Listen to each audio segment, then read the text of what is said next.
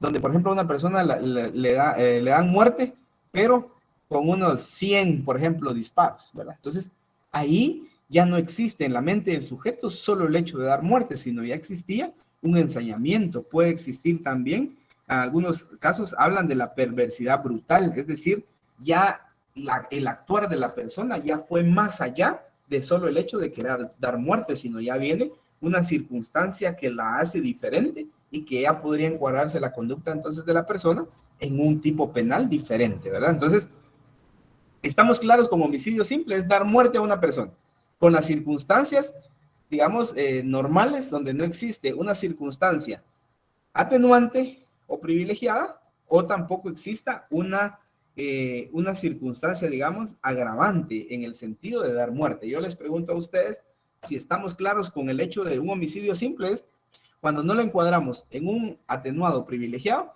ni tampoco en un calificado, nos quedamos con un homicidio. No sé si hay alguna pregunta ahí. Sí, licenciado, y también sería en este caso cuando no hay ningún vínculo. También si no hay vínculo, ¿verdad? O sea, es decir, cuando nosotros veamos vínculo es porque dentro de la familia, por ejemplo, si yo vengo y le doy muerte a mi papá, por ejemplo, o a mi mamá, veamos este ejemplo. Si es mi mamá o mi papá, ahí son dos tipos penales diferentes, porque si es mi mamá, nos iríamos por un femicidio, ¿verdad? Si es mi papá, me podría ir por un parricidio. Igual, si en este caso entonces nosotros podemos ver cómo un parentesco podría ser el que marque la diferencia, porque por lo común dentro de un parentesco, cuando existe un parentesco, o existe una amistad laboral, religiosa, de estudios o cualquier circunstancia más allegada, por lo común a veces cuando una persona le da muerte a otra, existe una circunstancia. Y esa es la que en su momento se tiene que investigar por qué razón le dio muerte, ¿verdad? En la familia, por ejemplo, a veces se da el caso en que personas se pelean por herencia, ¿verdad? Entonces vienen y se dan muerte. Entonces ahí existe podríamos descartar de un homicidio y nos podríamos enfocar a un asesinato si es hombre la víctima, porque si es mujer ya nos vamos a la ley contra el femicidio, ¿verdad? Entonces, para el próximo día de una vez les dejo esto, para antes que se me olvide, ¿verdad? De pedirles a ustedes que la próxima clase tengan a la mano su ley contra el femicidio y otras formas de violencia en contra de la mujer, porque ahí vamos a ver también un tipo penal que sería el femicidio, hablando de muerte de una persona, porque si hablamos de lesiones, pues eso lo vamos a ver más adelante también, que ahí ya puede existir la violencia en contra de la mujer en su modalidad psicológica o física, o sexual, o también económica, ¿verdad? Son otros tipos penales. Entonces, tenemos que ver siempre las circunstancias. ¿Se recuerdan ustedes que el artículo 10 del Código Penal, para poder ir encuadrando una conducta o un tipo penal, recordarán ustedes, o los que tengan su código también, aquí el código nosotros lo vamos a utilizar de pasta a pasta puede ser, y si se arruina, pues es el que ustedes van a utilizar siempre el resto de su vida y lo van a recordar al día que se gradúen, van a decir, este fue mi código de batalla, ¿verdad? Entonces, regresamos al artículo 10 para poder encuadrar. Lo que me interesa es que ustedes logren encuadrar la conducta. Yo les puedo dar los elementos y todo, pero si ustedes no me logran encuadrar, no me logran, en este caso, integrar el hecho hacia una norma concreta, sino ustedes tienen que tener el argumento, porque los que se van a dedicar al litigio penal pueden darse cuenta que ahí es saber, y ustedes tienen en una audiencia que es verbal, ustedes tienen que tener el conocimiento, el argumento para poder establecer y sustentar su tesis ante un juzgado, ya sea un juez unipersonal o un tribunal de sentencia, ¿verdad? Entonces, regresamos al artículo 10 y establece los hechos. Cuando nosotros hablamos de un hecho, en el caso de un homicidio, ¿cuál sería el hecho? Darle muerte a otra persona. Bueno, el hecho es dar muerte, ¿verdad? Dar muerte a otra persona. No sabemos bajo qué circunstancias. Eso va a depender del hecho concreto, cómo se dio. Entonces, si nosotros vamos interpretando la norma, es el artículo 10, los hechos, ¿verdad? Estamos hablando de un hecho, es dar muerte a una persona. Previstos en las figuras delictivas serán atribuidos al imputado cuando fuera en consecuencia de una acción u omisión. Entonces vemos nosotros, ¿el imputado quién es? El imputado, según el Código Penal, según el artículo 123, el imputado es el sujeto activo, es la persona que va a ejecutar o que va a exteriorizar una acción. Entonces, la acción es dar muerte, ¿verdad? Y aquí dice acción o omisión normalmente idónea para producirlo. conforme a la naturaleza del respectivo delito, ¿verdad? Es decir, cuando hablamos naturaleza es la esencia del hecho. Si yo no le doy muerte a la persona, le disparo, pero no le doy muerte, entonces tendría que ver si pueden existir lesiones o un disparo con arma de fuego o una tentativa de homicidio o una tentativa de asesinato, ¿verdad? Entonces, si vemos nosotros cómo integramos la ley, eso es lo que me interesa que ustedes aprendan, ¿verdad? Entonces normalmente idónea para producirlos conforme a la naturaleza respectiva al delito y a las circunstancias concretas del caso. O cuando la ley expresamente lo establece como consecuencia de determinada conducta. Es decir, el artículo 10 es como la esencia de cada uno de los tipos penales que vamos a ir viendo, porque ustedes primero tienen que ver que exista un hecho, ¿verdad? El hecho es dar muerte. Y esto es importante porque cuando nosotros veamos, de repente en su momento les voy a dejar un caso concreto para que ustedes lo interpreten y ustedes en su momento logren encuadrarlo. Al principio les va a costar, a todos nos cuesta al principio, porque a veces dicen, mataron a una persona, sí, pero ¿bajo qué circunstancias? Igual, por ejemplo, en los exámenes, solo con cambiarle un hecho o cambiarle las circunstancias a uno y a otro, ya va a variar el delito. Y si yo le copié al compañero de que era el mismo caso, pero de repente le cambié una circunstancia de un parentesco, de cuántos disparos se le dio a la persona, o si fue con arma blanca, si fue utilizando, por ejemplo, veneno, yo a alguien le doy la bebida y le echo veneno, entonces ahí yo le di muerte a la persona, sí, tuve una acción, entonces tengo que ver los elementos concretos, las circunstancias como tal, para poder encuadrar la conducta dentro de un tipo penal. Entonces, hasta el momento pregunto, ¿dudas con respecto al homicidio simple? Licenciado, disculpe. Cuéntenme. No le entendí mucho cuando hablaba usted acerca de la naturaleza. ¿Me podría explicar? ¿Naturaleza de? Usted hablaba acerca del homicidio y que este tendría, según su naturaleza, conforme a la naturaleza del respectivo delito. Pero no le entendí mucho ahí, licenciado. Es que mire, pues, el artículo 10 es el que establece conforme a la naturaleza del respectivo delito. Es decir, el artículo 10 es general, es digamos, es como el prototipo de cómo encuadrar una conducta. La naturaleza de un delito va a depender de qué fue la circunstancia, digamos, cuál fue el resultado de mi acción, ¿verdad? Entonces, por ejemplo, yo le voy a poner un ejemplo y tal vez ahí ya usted logra establecer cuál es esa naturaleza del delito. Si yo a usted le disparo con un arma de fuego, pero no le doy muerte, ¿sería homicidio? Pregunto. No. Va, entonces, pero yo le disparé. Entonces, ahora, ese disparo que yo le hice, ¿verdad? Tenemos que ver, según la norma, bajo qué circunstancias fueron también, ¿verdad? Si yo lo quería matar, si yo le quería robar, o simplemente iba pasando por ahí y iba en estado de ebriedad, digamos, yo que iba en estado de ebriedad y le disparé. Entonces, ahí vemos nosotros la naturaleza del delito es el daño ocasionado en la integridad de una persona. Porque yo puedo dispararle, por ejemplo, a un vehículo o le puedo disparar a un perro, por ejemplo, ¿verdad? Entonces, ahí cambia el objeto en el cual recae la acción y que puede existir o no un tipo penal. Entonces, voy a estar levantando la mano, Juan Francisco, cuénteme.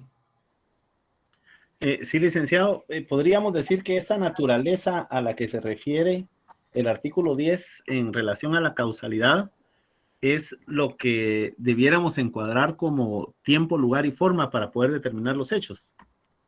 El tiempo, lugar y forma es a qué hora fue y en qué lugar fue. Esa no es la naturaleza. Es decir, la naturaleza es el resultado de una acción, ¿verdad? Si yo, por ejemplo, vengo y a ustedes los agredo físicamente, ¿verdad? Con algún objeto, tengo que ver si en su momento, ahorita lo que me interesa es, primero que quede claro, dar muerte. Si no hay muerte de la persona de haber ejecutado una acción, si no pueden haber lesiones, ya se encuadra. Entonces la naturaleza del delito no es homicidio, sino ya podría ser un tipo de lesión. Podría ser un disparo con arma de fuego, dependiendo del objeto que yo utilice, ¿verdad? Y entonces ya podríamos ver encuadrar. Es decir, la naturaleza, lo que la ley establece aquí, Conforme a la naturaleza del delito, tenemos que saber nosotros cuál es la naturaleza de cada delito según el daño ocasionado en la víctima. No sé si estamos ahí. Sí, licenciado. Entonces, esta naturaleza solo abarcaría la forma, digamos. Sí, lo que ocasionó el daño. Si hubo daño, porque hay delitos tampoco, hay delitos que no son de daño. Por ejemplo, si yo vengo con ustedes y les digo, miren, a alguien de ustedes le digo, si me sigue molestando, lo voy a matar. Pero solo se lo digo, ¿verdad? Y no ejecuto ninguna acción. Entonces ahí mi conducta ya no encuadraría en un homicidio. Podría ir a un delito de Amenaza. amenaza, ¿verdad? Entonces vemos nosotros que lo que interesa es la esencia o la naturaleza de un delito, va a depender de la acción que ejecutó un activo en contra de un pasivo y qué fue lo que ocasionó. Una amenaza, una lesión o muerte. Ahorita nos interesa, yo solo les puse de ejemplo el artículo 10, me interesa a mí el artículo 123 para poder dejar claro que es un homicidio simple. ¿Estamos claros? Licenciado, perdone, fíjese que usted mencionó en una parte de su disertación acerca del sujeto activo y el sujeto pasivo. Y mencionó que si alguien asalta a una persona, entonces la persona sería el sujeto activo y el asaltado sería el sujeto pasivo. Si le da Pero muerte. si le diera muerte, entonces el muerto sería el sujeto activo. No, No, al revés. al revés. El sujeto activo es el que da muerte. Y el sujeto pasivo sería quien fue El muerto, asesinado. digamos, el muerto. Así es. Pero en el asalto sería el sujeto activo sería el que fue asaltado y el sujeto pasivo sería quien asaltó. Exacto. Usted podría explicarnos, es que viera que a mí en lo personal sí me cuesta comprender en qué momento cambia la figura o por qué razón, cuál es el fundamento. Mire, pues, ahorita por el momento no voy a entrar al delito de robo porque eso lo vamos a ver más adelante, ¿verdad? Ahorita yo solo puse de ejemplo para poder determinar cómo un hecho puede variar todas las circunstancias para encuadrar la conducta dentro de un tipo penal. Más adelante vamos a ver el tema de robo, ¿verdad? Entonces, ahorita solo fue un ejemplo que yo les puse, ¿verdad? Para que no nos confundamos en sujeto activo, porque si yo les hablo de varios tipos penales, lo que voy a hacer es que los voy a enredar pero mire, dijo un robo y después que era el que se murió y entonces no, lo que no quiero es confundirlos, sino que mejor quedemos claros con el homicidio para poder continuar. Entonces, más adelantito, cuando lleguemos a robo, entonces ya podría yo retrotraerlo, ahí se recuerda hacerme la pregunta, para poder establecer en qué momento se puede convertir uno en pasivo y en otro en activo. Por favor. Está bien, gracias, licenciado. Gracias. Bueno, entonces, homicidios, quedamos claros con las 3 clases de homicidios, después vamos a ir viendo conforme a los tipos penales. Entonces, homicidio, ahí se recuerda, homicidio simple, homicidio atenuados o privilegiados y homicidios calificados. Vamos a ver los elementos del homicidio en general, ¿verdad? Ahorita no vamos a ver la clasificación de cada uno, sino pongan ustedes ahí, por favor, los elementos que tiene el homicidio.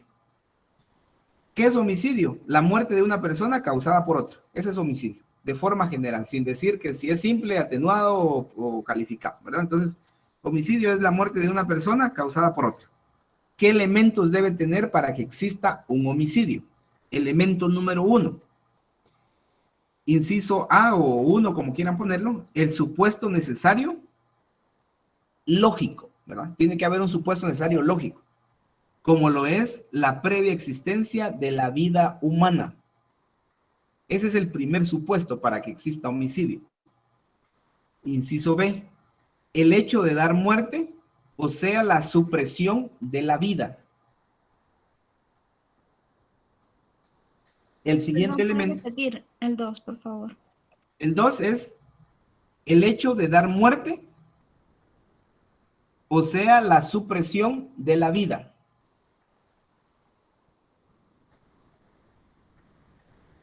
Y el 3, el elemento interno, psíquico, subjetivo o moral, consiste en que la muerte se deba a la culpabilidad del activo. ¿Puede repetir, licenciado, por favor? Bueno. El 3 es el elemento interno, psíquico, subjetivo o moral. Consiste en que la muerte se deba a la culpabilidad del activo, ya sea dolosa o culposa.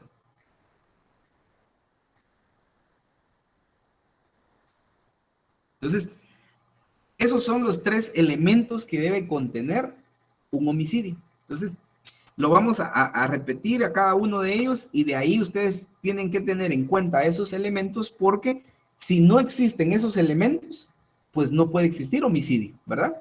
Yo disparo, por eso es que es importante cuando ustedes ya vayan a ver un hecho como tal, un hecho real, la medicina forense es la que nos da los elementos por los cuales se cometió un hecho, ¿verdad? ¿Por qué murió la persona? Y ustedes tienen que ver el dictamen o el informe médico forense que establezca las circunstancias de la muerte de la persona, porque una persona puede morir, o puede fallecer por cualquier circunstancia y esa las va a determinar a través de la medicina forense. Por eso es que yo al inicio les decía a ustedes que hay ciencias que auxilian al derecho penal porque eso es importante y dependiendo de eso también puede darse cuenta en qué circunstancias falleció la persona o por qué circunstancia y de esa manera buscar la verdad histórica a través de un responsable, ¿verdad? Entonces, el supuesto necesario lógico, como es la existencia de la vida humana. Si no hay vida, ¿verdad? No hay vida en una persona y yo ejecuto una acción en contra de un cadáver, digamos, ya es imposible. Y entonces yo podría caer en una tentativa imposible y ya no me podrían en su momento juzgar como en un proceso penal, sino incluso me podrían dar a futuro unas medidas de seguridad porque puede ser que yo esté mal de la cabeza, por eso ejecuté una acción en contra de una persona que no tenía vida, ¿verdad? Cuénteme, Charlie.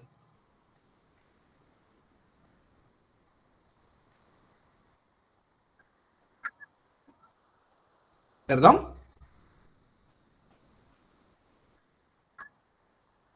Sí, la primera es el supuesto necesario, lógico, como lo es la previa existencia de la vida humana.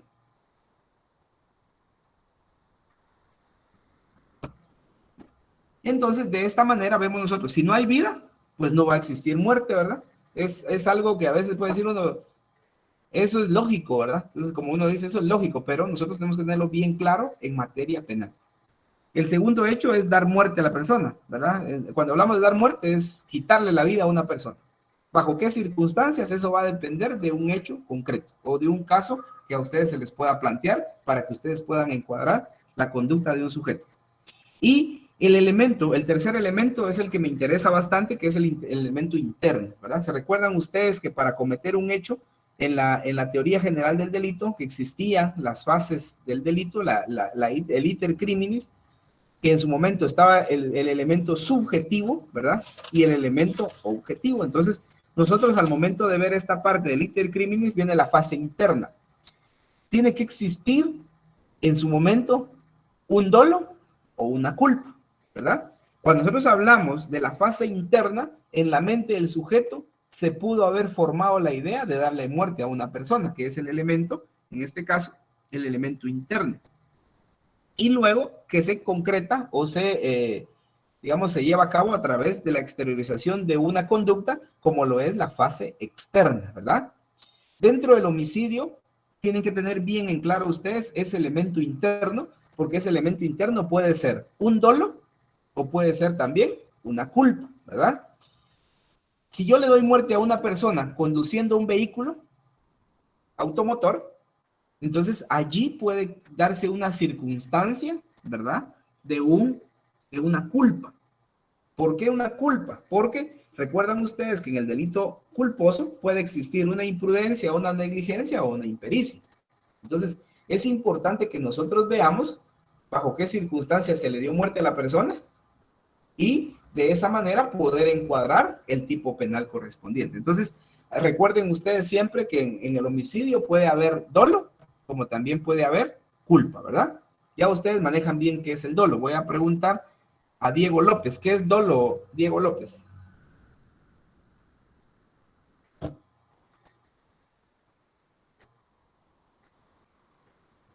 No sé si está Diego López en clase. Sí, licenciado. ¿Qué es dolo? Perdone, Diego.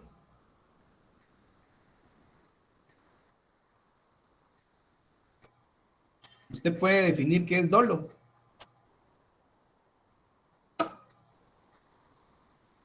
Sí, ahorita le respondo, solo me voy a parquear que yo vengo manejando. Ahorita me parqueo y le respondo, Lick. Vale. En lo que usted me responde, voy a preguntarle a Heidi Gabriela Cajabón, ¿qué es dolo?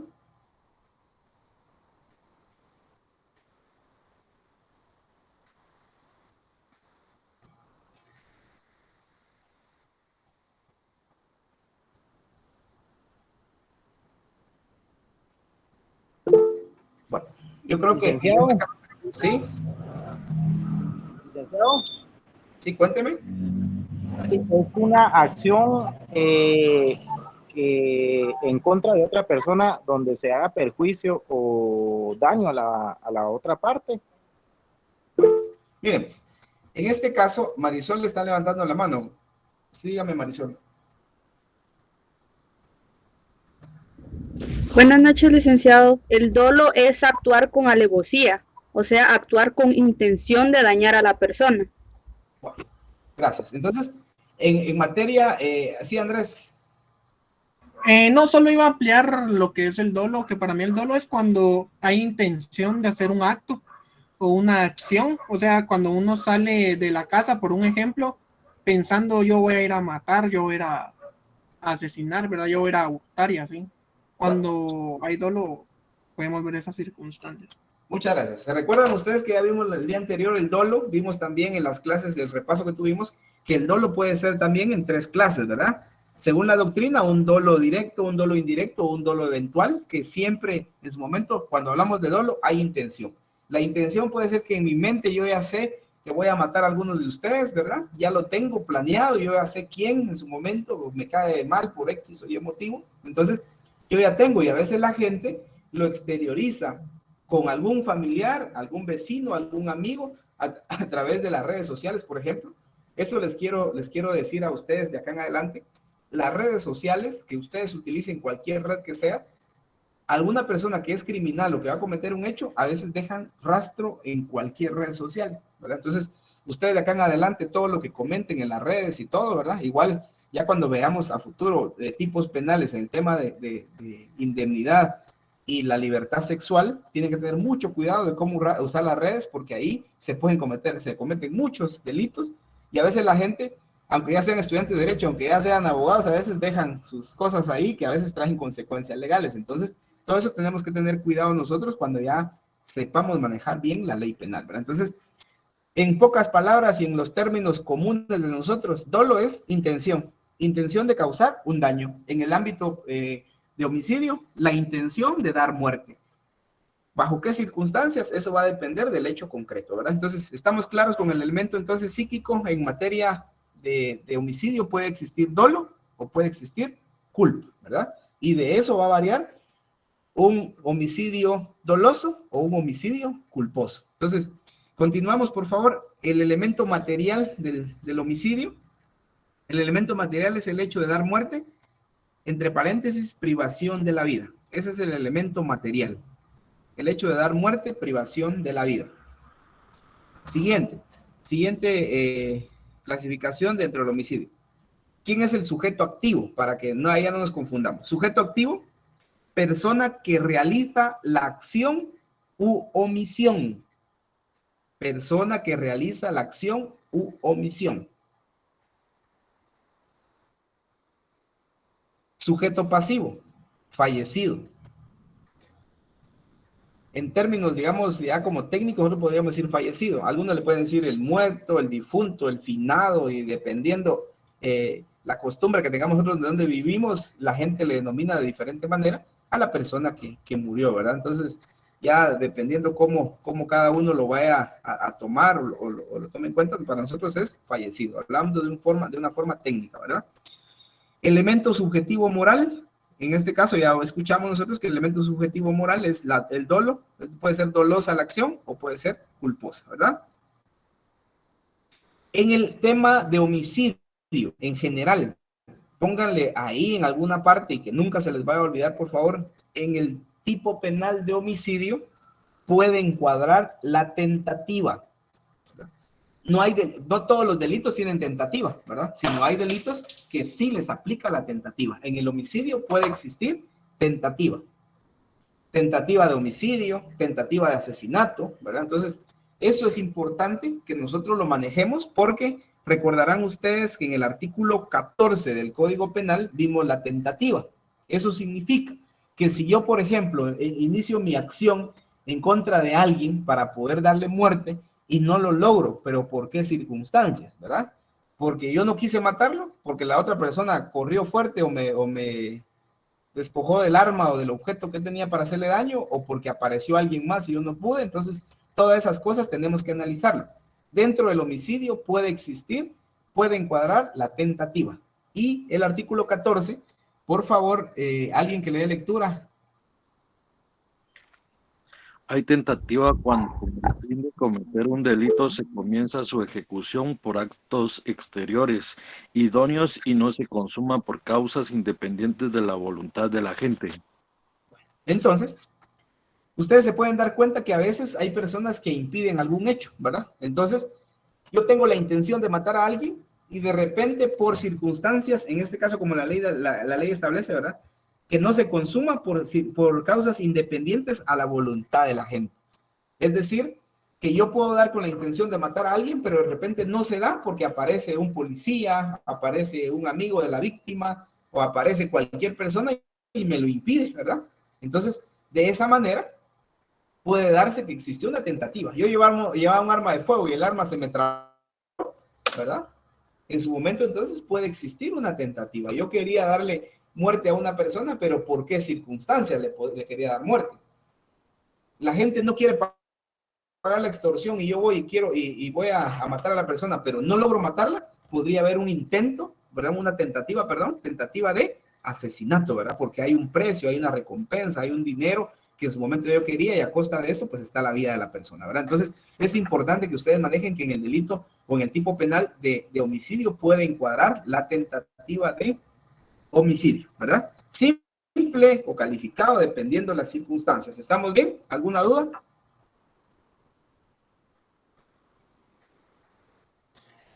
Si no hay dudas, yo también quiero que el día de hoy quede claro que es un tipo penal, ¿verdad? Porque cuando nosotros hablamos de delitos o lo que la gente dice es un delincuente, ¿verdad? Viene del tema delito. Yo quiero que el día de hoy pues quede claro que es un tipo penal. Y tipo penal es un conjunto de elementos definidos por la ley constitutivos de delito. Algunos otros autores definen al tipo penal como la descripción de una conducta prohibida por una norma. Prohibido por una norma, ¿verdad? Entonces, si no hay dudas con lo que hemos visto hasta ahorita, entonces ya quedamos claro con qué es el homicidio en forma general. El homicidio simple es el que está regulado entonces en el artículo... Sí, Amílcar, lo escucho. Lick, disculpe, solo será que para repetir la primera definición que dio del tipo penal, por favor. Que es el conjunto de elementos definidos por la ley constitutivo de un delito.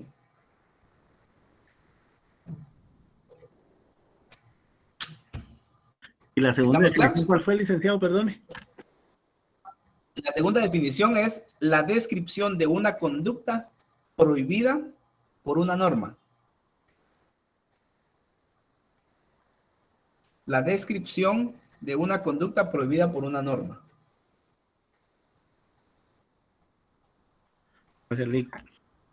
Bueno, entonces, ahora sí, vamos a la clasificación como tal, ¿verdad? Para que no se me pierda. Homicidio simple, entonces, lo encuadramos en el artículo 123. En sí, en pocas palabras, es comete homicidio quien diere muerte a alguna persona. Al homicidio se le impondrán prisión de 15 a 40 años. Sí, Sofía. Licenciado, ahorita me surgió una duda. Supongamos que yo le disparé a la persona que me quería asaltar, pero esta persona no se murió en el momento, sino que fue a morir al hospital. Ahí también sería homicidio simple. Mire, pues, pero hay que ver en qué tiempo la persona falleció, ¿verdad? Y también por qué causa falleció. porque pudo haber fallecido por el disparo, o pudo haber fallecido por algún tipo, por ejemplo, no aguantó una operación, le cayó alguna infección en la operación, y como consecuencia de esto fallece. Entonces hay que ver las circunstancias. Por eso es que en materia penal existen las famosas concausas, ¿verdad? ¿Y qué es la concausa? Que es la causa, dice, la concausa es causa del mal causado, ¿verdad? Es como un trabalenguas ahí, pero eso es doctrina, ¿verdad? Entonces hay que ver por qué falleció, ¿verdad? Por qué circunstancia falleció, y ahí podría cambiar. Digamos, usted le dispara a una persona, no digamos como un robo, sino usted le dispara a una persona, pero hay que ver también en dónde, porque lo que preguntaba el licenciado Juan Francisco es dónde el tiempo, lugar, ¿verdad? El tiempo y el lugar donde se dispara a una persona. Usted, por ejemplo, llega a su casa a cierta hora de la noche y encuentra a una persona dentro de su casa que no conoce quién es, y esta persona se la abalanza y usted la mata dentro de la casa, le dio muerte a la persona, ¿verdad? Puede encuadrar en un homicidio, pero tenemos que ver los elementos negativos de la teoría general del delito y podría encuadrarse su conducta dentro de una causa de justificación y que podría ser una legítima defensa privilegiada, y al final la pueden absolver de cualquier cargo dependiendo la circunstancia en que le dio muerte a una persona. Entonces, toda esa parte es importante que ustedes lo manejen para poder saber en el momento oportuno de dar muerte, ¿verdad? Si la persona usted la lesiona con un disparo y después fallece, podría encuadrarse en un tipo de homicidio. Puede ser un homicidio simple, pero también habría que ver en qué circunstancias. Imagínense que usted en su momento se estaba defendiendo porque la persona quería abusar de usted. Entonces también existe una circunstancia que podría ser también ya no un homicidio simple, sino podría ser un homicidio atenuado o privilegiado según la circunstancia en que se dio el hecho, ¿verdad? Entonces, por ejemplo, vámonos al artículo, no sé si quedó clara la respuesta. Sí, licenciado, gracias. Bueno, entonces estamos claros con homicidio simple, artículo 123. Ahora nos vamos a los homicidios atenuados o privilegiados. Esto los encontramos del artículo 124 al artículo 130, ¿verdad? ¿Por qué son homicidios atenuados o privilegiados? Si ustedes se pueden dar cuenta, estos homicidios que vamos a ver del 124 al 128, al 130, perdón, si los vemos, las penas son menores al homicidio simple, porque el homicidio simple es de 15 a 40 años. Entonces, nosotros, dependiendo de la circunstancia en que se dé un hecho y dependiendo de la posición que ustedes van a estar como juez, como fiscal, como abogado defensor o como querellante, ustedes van a hacer todo lo posible de que la investigación que se dé encuadre dentro del tipo penal que ustedes consideren.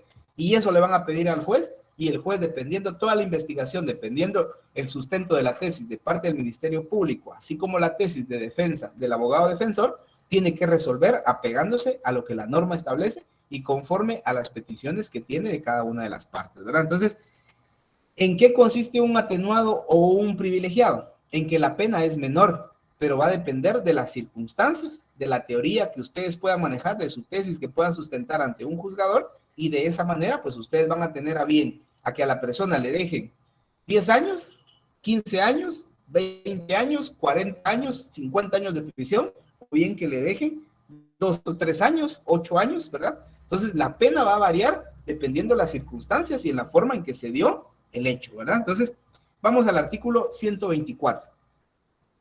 En pocas palabras, homicidio atenuado privilegiado son aquellos que tienen alguna circunstancia que le menora la pena dependiendo los hechos concretos.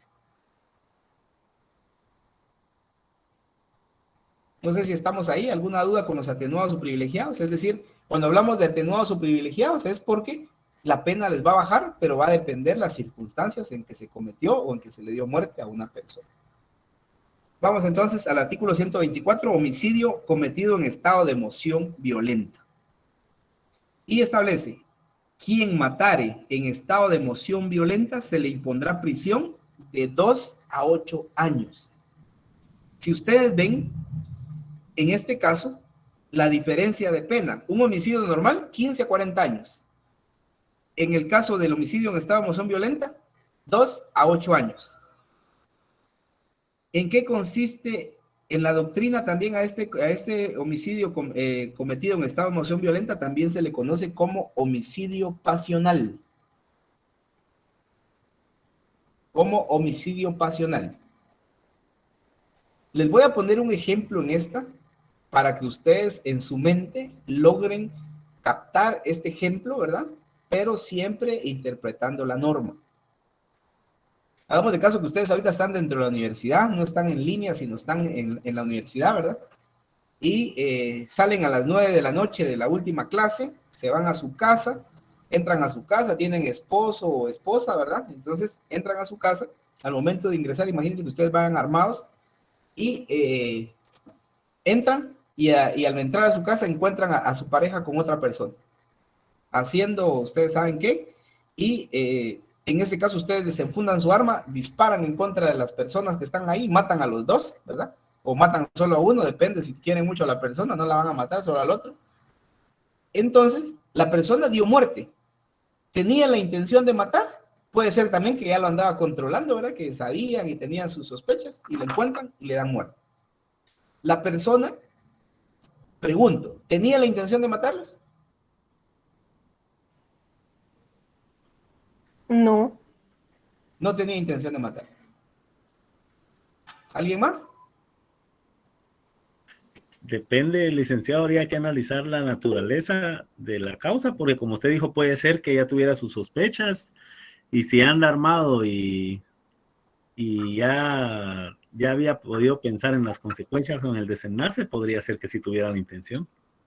Bueno, entonces, acá puede haber, por eso les decía, el dolo puede ser directo, un dolo indirecto o un dolo eventual.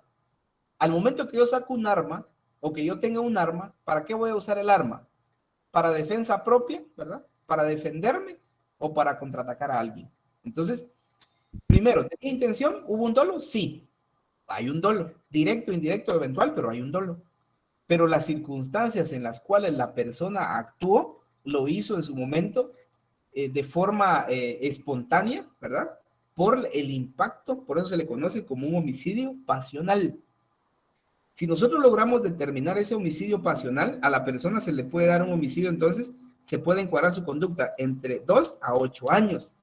Si me dan 2 años o me dan 3 años, yo le puedo aplicar incluso hasta un sustitutivo penal o un procedimiento abreviado o algún otro procedimiento que van a ver ustedes más adelante en materia procesal para poder que la persona no esté incluso en prisión, ¿verdad? Entonces, hay opción a que la persona pueda salir, pueda hacer una conmuta si se diera el caso, ¿verdad? Y no estar en prisión, porque actuó bajo ciertos instintos, ¿verdad?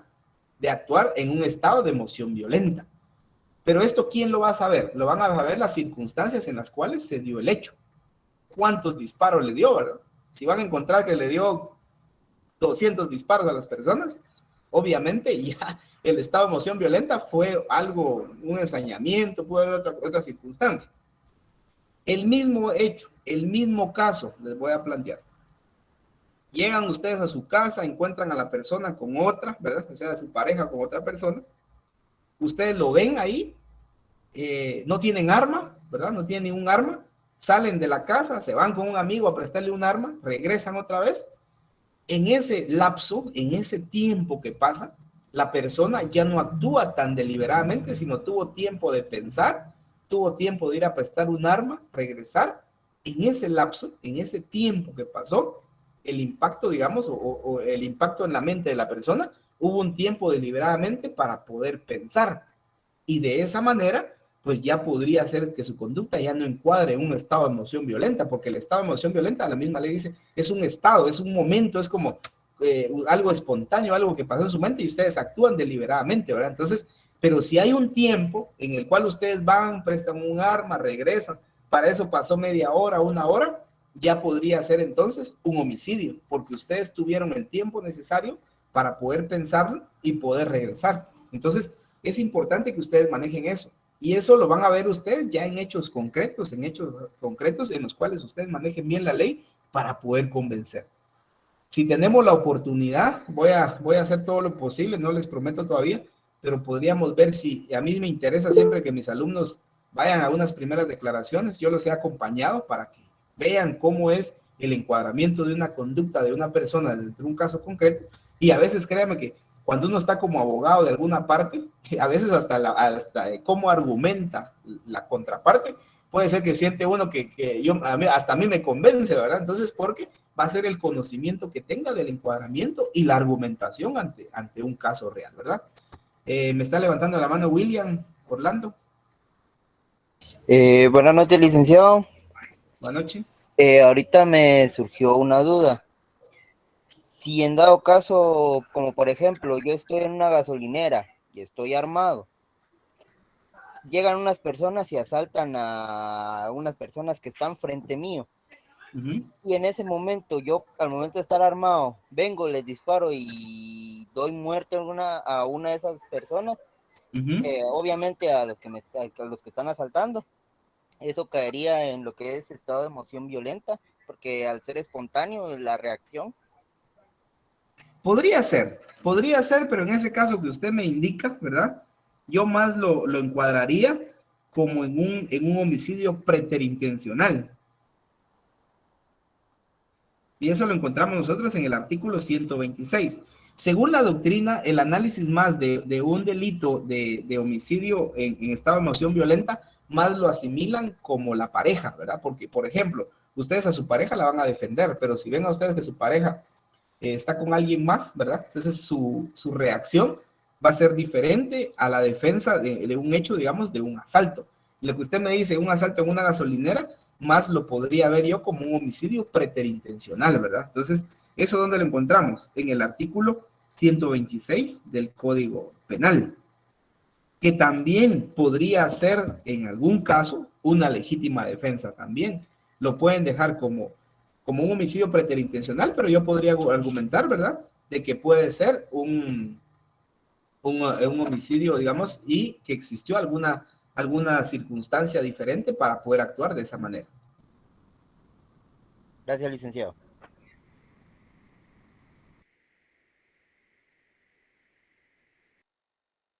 Vemos la forma de cómo cómo cambian las circunstancias, ¿verdad? Entonces, ¿estamos claros con el estado de emoción violenta? Cuando nosotros hablamos de estado de emoción violenta, es el actuar de una persona por impulso a un acto que está viendo, ¿verdad? A algo que le impactó, y sobre todo si es su pareja, ¿verdad? O bien, cuando en su momento hay algunas personas, ¿verdad?, que entran y digamos que ustedes tienen un hijo o hija y ven que una persona en su momento está abusando sexualmente de ella o de él, ¿verdad? Entonces, en su momento pueden actuar también en un estado de emoción violenta porque su psiquis, es decir, la mente en su momento sufre un impacto, ¿verdad? Y de ese impacto la persona reacciona. ¿Estamos bien? Licenciado. Sí. Sí, cuénteme. Licenciado, bueno, no sé, regresando al hecho que usted comentaba acerca de, bueno, yo estoy en la universidad, regresé y veo a mi esposa, novia, pareja, y bueno, pero no tengo el arma en el momento, pero voy y en mi misma casa la busco, o busco cualquier cosa y con eso lo mato, también caigo en lo que es el homicidio atenuado o privilegiado. En un homicidio de estado de emoción violenta, es decir, dentro de su casa, usted ve a la persona ahí y va a buscar el arma, depende del tiempo, ¿verdad? Porque, por eso le digo, uno como abogado en su momento puede actuar dependiendo de las circunstancias del hecho. Y uno como abogado, ustedes como abogados nunca van a saber la verdad real. Nunca, ¿verdad? Nunca la van a saber porque uno no estuvo presente en el hecho. Y entonces la persona les puede argumentar a ustedes cosas, pero va a depender de cómo estructuren ustedes su tesis frente a la argumentación que puedan hacer, ¿verdad? Porque pueden decir, mire, estaba en el ropero, yo solo abrí el ropero y saqué el arma, aunque se haya tardado unos 10 minutos, 5 minutos o 2 minutos buscando el arma, porque por lo común uno en su casa, dentro de su casa, ustedes saben dónde tienen sus cosas, ¿verdad? Si alguien tiene guardado dinero, saben dónde está el dinero. Si alguien tiene un arma, saben dónde está el arma. Y si no tiene arma, pues ustedes saben algún objeto, algún bate, algún palo, un tubo, machete, un cuchillo, ¿verdad? Si yo quiero buscar un cuchillo, no me voy a ir al sanitario a buscarlo, ¿verdad? Yo sé dónde encontrarlo en la casa, ¿verdad? Entonces, todos esos aspectos son importantes, pero sí es dentro de la misma casa, y por eso que les digo, hay personas que matan a la otra persona y no a la pareja. Entonces, quien puede delatarlos en su momento es la misma pareja. Y si alguno viene y mata a los dos, ¿quién va a decir que si se tardó o no se tardó, buscó el arma, le pidió perdón o no le pidió perdón? Ahí nadie va a saber, ¿verdad? Entonces va a depender mucho de las propias circunstancias. Entonces, William también está levantando la mano, cuénteme. Y siempre va a haber un arma, siempre para ese tipo de homicidio debe haber necesariamente un arma, o yo simplemente, ya sea con mis manos, puedo darle muerte y también se puede usar como estado de emoción violenta. No hay, digamos, la ley no establece que tiene que ser un arma por fuerza, ¿verdad? E incluso también arma, le pregunto a usted, ¿usted sabe qué es un arma? No hablando arma de fuego, yo le pregunto, ¿usted sabe qué es arma? Es un instrumento por el cual la persona utiliza para hacer daño a otra. ¿Me puede dar el fundamento legal de eso? Déjeme, voy a buscarlo. Como no tenemos mucho tiempo, lo voy a ayudar. En las disposiciones generales del Código Penal, todos el Código Penal, después del artículo 498 van a encontrar ustedes las disposiciones generales. En el numeral tercero van a encontrar una definición de arma, ¿verdad? Cuando yo hablo arma, les he puesto el ejemplo de arma de fuego, pero no significa que a cualquiera lo van a matar con un arma de fuego, ¿verdad? Sino puede ser cualquier objeto capaz de causar daño. Entonces, el inciso tercero de las disposiciones generales establece que arma, todo objeto o instrumento destinado a ofender o defenderse, las sustancias explosivas o corrosivas y los gases asfixiantes o corrosivos, y todo instrumento apto para dañar cuando se lleve en forma de difundir temor. Es decir, cualquier objeto. Yo puedo matar a una persona con un lapicero, puedo matarla con un cuchillo, puedo matarla con una navaja, puedo matarla con una, ¿qué les digo yo? Con una cadena, con un lazo, con una bolsa, puedo matar a una persona, ¿verdad? Con una cinta de zapato, con lo que ustedes se encuentren, con una botella, por ejemplo. Hay gente que cuando se pelea, ustedes de repente han visto una pelea ahí callejera, agarran un envase, lo quiebran y ya el vidrio roto es el que llevan para poder causar daño a una persona, ¿verdad? Y a veces logran el objetivo. Entonces, todo eso es el elemento importante, que acá no significa que por fuerza tiene que ser un arma de fuego, ¿verdad? Puede ser cualquier objeto que ustedes utilicen para causar daño. ¿Estamos bien? Gracias, licenciado. Bueno, siguiente. ¿Sí? ¿Me puede repetir el artículo, por favor? No es artículo, son las disposiciones generales del Código Penal en el inciso tercero, el tema de arma, de la definición de arma. Disposiciones generales del Código Penal. Ok, gracias, Luis. Bueno, entonces, es importante entonces que nosotros sepamos el tipo de delito que se va a cometer o el tipo penal que se encuadra, porque las circunstancias son las que van a variar el dar muerte a una persona. Siguiente es homicidio en riña tumultuaria. Cuando riñendo varios y acometiéndose entre sí confusa y tumultuariamente hubieran resultado la muerte de una o más personas y no constare su autor, pero sí los que hubieran causado lesiones graves, se impondrá a estos prisión de 6 a 12 años. No constando quién o quiénes causaron lesiones, se impondrá a todos los partícipes prisión de 2 a 6 años. Si ustedes se dan cuenta acá, en este artículo, hablamos de una riña tumultuaria, ¿verdad? Entonces, ¿qué consiste una riña tumultuaria? Es cuando, por ejemplo, eso se da mucho cuando las personas pelean por algún tipo de circunstancia, por ejemplo, alguna herencia entre la familia, se empiezan a dar entre todos contra todos, ¿verdad?